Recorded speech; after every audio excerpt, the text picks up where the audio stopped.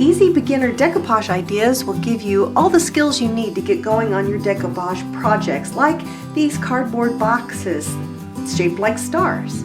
Put down some wax paper and use your Mod Podge along with a brush or a sponge to apply it to the box. You'll cut up some paper into pieces. I use scrapbook paper or magazine pictures that were of birds in this case, and we put a little bit of decoupage on and then place the piece of paper on there and then kind of decoupaged over it as well. It holds it in place as well as gives it a finish.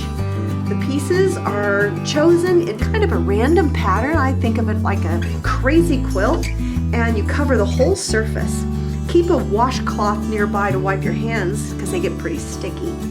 Be sure to put it on the sides and all the way around the edges of your project to tuck the edges in and make sure to decoupage over them. And when you're completely pleased with your project, let it dry for a while. I did both pieces of this box, and then you really want to make sure they're dry so that the lid does not stick to the box below. Cover the back and the bottom, whatever that you would like, again with squares. You can also decoupage glass or plastic or other shaped items. You can clip the paper and get it around the different creases and crevices. Just be persistent.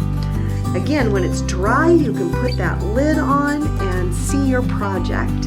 It is so much fun, and there's so many things you can do with this. I love it. So again, we have easy beginner decoupage ideas for you.